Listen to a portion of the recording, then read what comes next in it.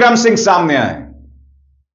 मैं इनकी बातों का कायल था दोस्तों, कई बार मैंने इनका इंटरव्यू किया था। आज इन्हें आपत्ति है। ये क्या कह रहे हैं कुछ देर बाद, मगर मैं उत्तर प्रदेश के डीजीपी से सवाल पूछना चाहता हूं। जब हाथरस में रातों रात बिटिया का शव जला दिया जाता है और जब प्रशासन धमकी देता है वहां के परिवार पर, तब आपने मुख्यमंत्री आदित्यनाथ को कितनी बार कटघरे में रखा है? बताइए, कितनी बार कटघरे में रखा है? क्या वजह है कि आज आप पूरी तरह से भारतीय जनता पार्टी के समर्थन में सामने आ गए हैं, चुनाव आयोग के समर्थन में? दिल्ली में हाल ही में धमाका हुआ, आप में से किसी ने भी इंटेलिजेंस फेलियर में देश के गृह मंत्री को कटघरे में नहीं रखा। अगर रखा होगा तो कृपया बताइए। मैं आपसे एक सवाल पूछना चाहता हूं। ऑपरेशन सिंदूर में क्या कहा गया था कि एक और आतंकवादी हमला हुआ तो उसे एक्ट ऑफ वॉर कहा जाएगा। खुद गोदी मीडिया अपने सूत्रों के हवाले से बता रहा था कि इनमें से एक डॉक्टर तुर्की गया था और वहां पर उसकी मुलाकात पाकिस्तानी हैंडलर से हुई।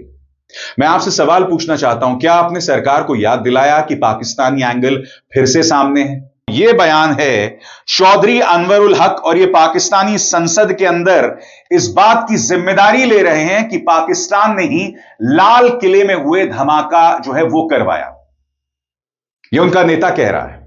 सीधा सा सवाल, क्या यह नौकरशाह सरकार से सवाल पूछेंगे कि भाई पाकिस्तान जिम्मेदारी ले रहा है तो पाकिस्तान पर हम कार्रवाई क्यों नहीं कर रहे हैं? पहलगाम में बैसरण घाटी को खाली क्यों छोड़ दिया गया था?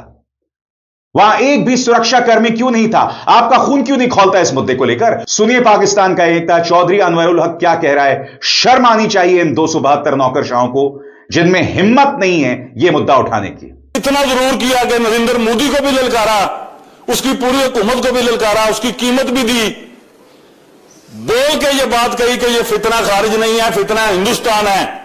इस खाकसार के पहले जुमले पर ये जुमले तब्दील हुए और रिकॉर्ड ने ये बात सुनी, तारीख ने, कि मैंने ये कहा कश्मीर हाउस में बैठ के कि अगर नहीं बाज आओगे बलूचिस्तान को ब्लीड करने से तो लाल किले से लेकर कश्मीर के जंगलों तक तुम्हें घुस के मारेंगे।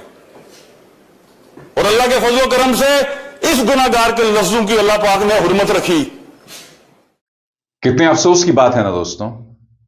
ये नौकरशाह जिनका एक लंबा चौड़ा तजुर्बा होता है, जिन्होंने प्रशासन को करीब से देखा होता है, रिटायरमेंट के बाद या तो आप खामोश रहिए या तो आप उन पार्क्स में मॉर्निंग वॉक कीजिए, या जो आपका तजुर्बा है उसके आधार पर आपको सिस्टम को कटघरे में रखना चाहिए।